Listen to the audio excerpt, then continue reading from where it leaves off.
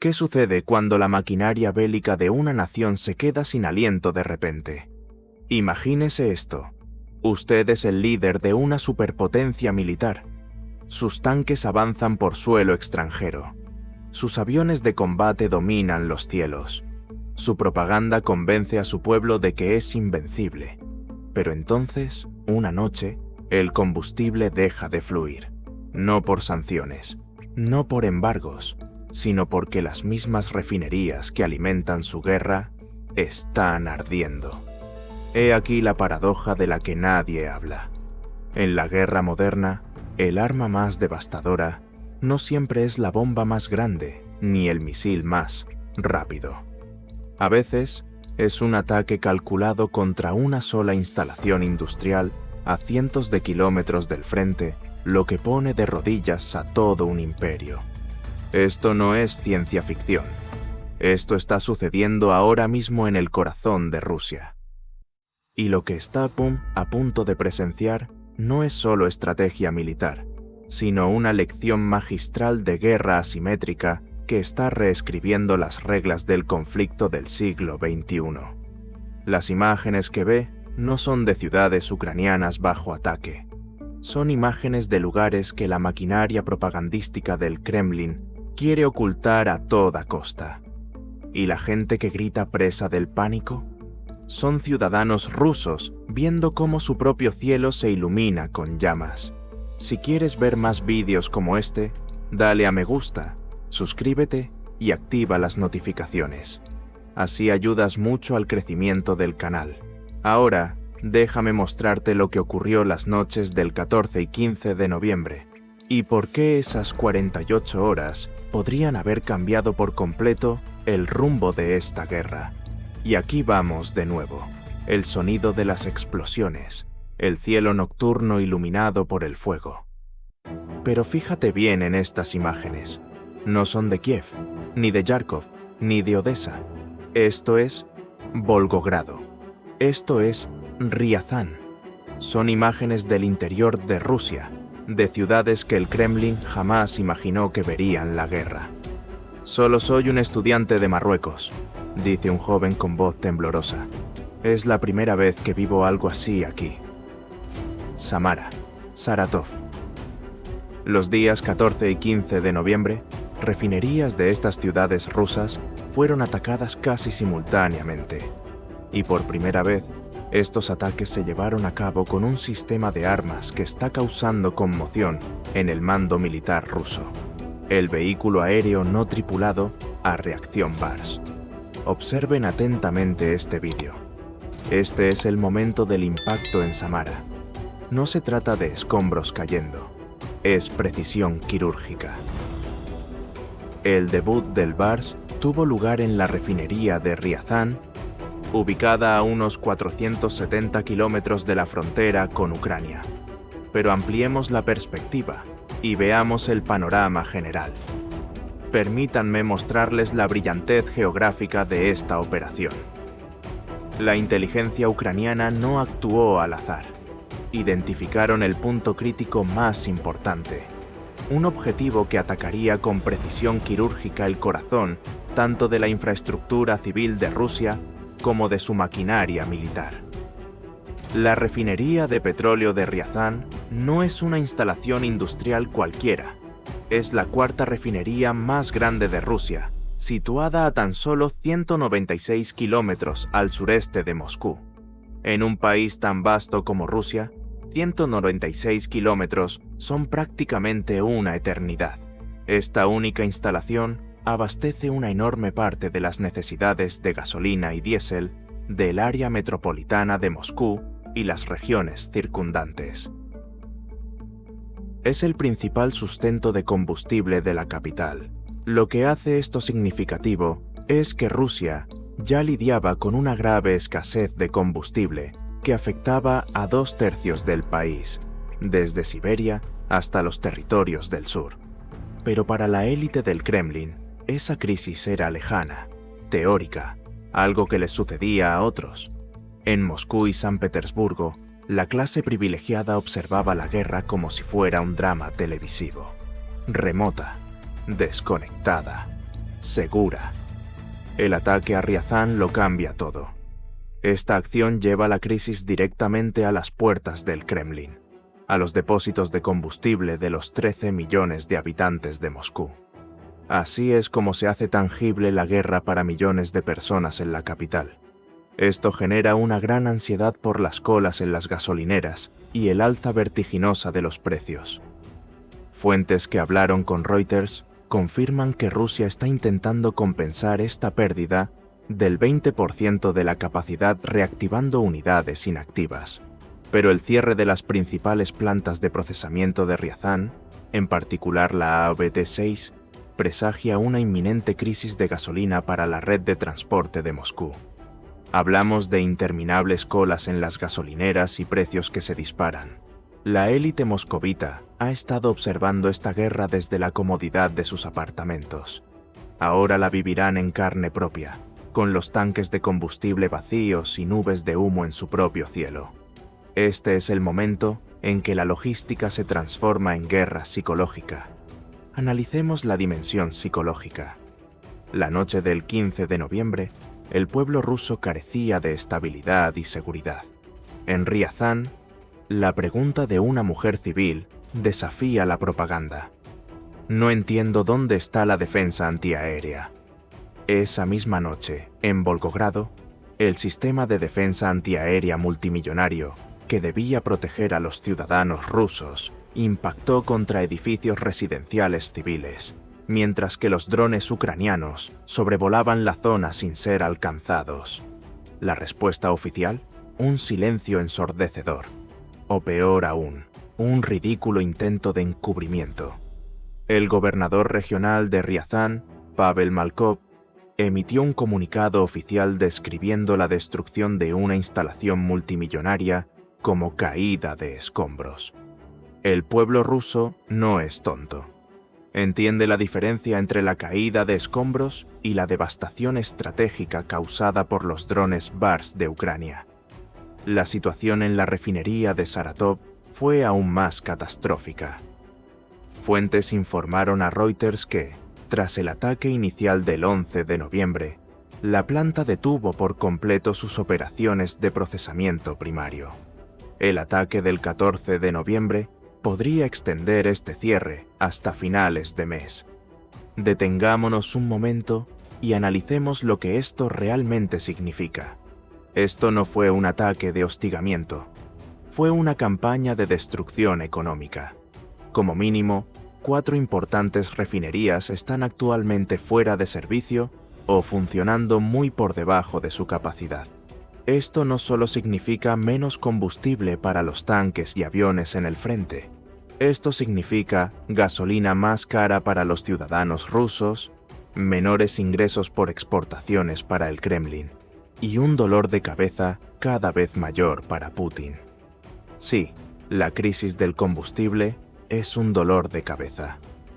Pero la dimensión militar de esta historia es mucho más oscura y estratégica que el aspecto civil.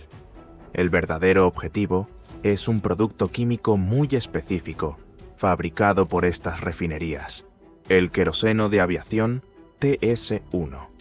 Aquí es donde la tecnología BARS se vuelve verdaderamente devastadora. El BARS no es realmente un dron, se asemeja más a un misil de crucero ligero. Según datos verificados por analistas de inteligencia de fuentes abiertas y fuentes ucranianas, el BARS puede alcanzar objetivos a una distancia de hasta 800 kilómetros.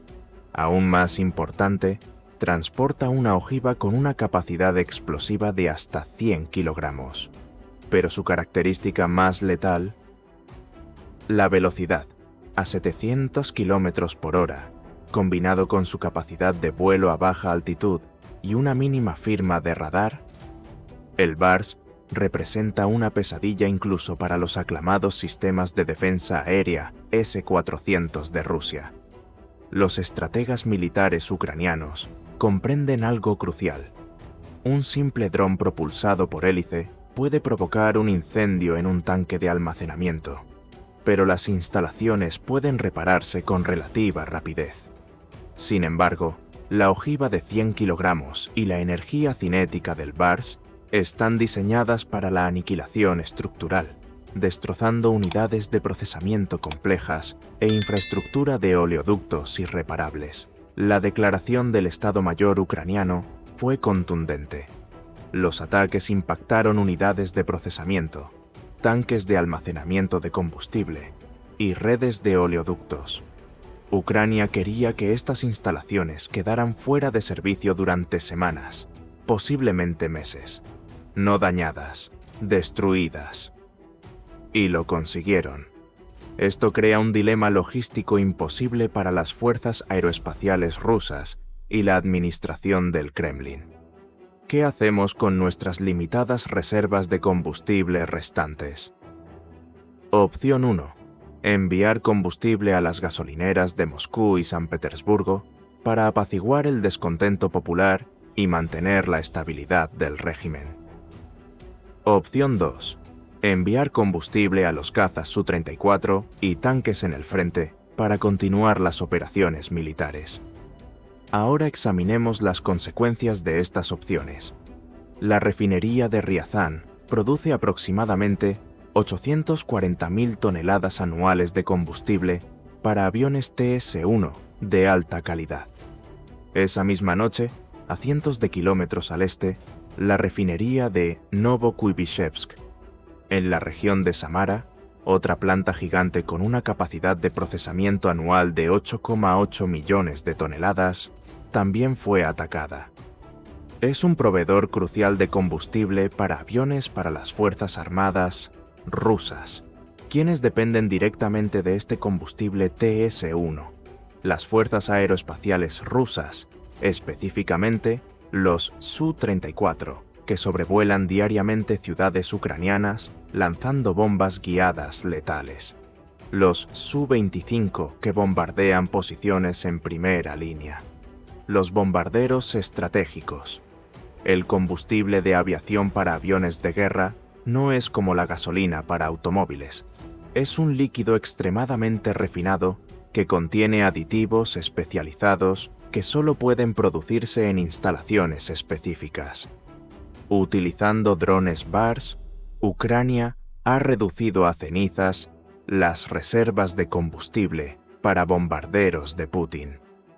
Estos ataques constituyen una estrategia de embargo de combustible diseñada para inmovilizar indefinidamente las aeronaves rusas en las pistas de aterrizaje. Las consecuencias de estos ataques a refinerías van mucho más allá de los tanques en llamas en Riazán o las colas para repostar gasolina en Moscú.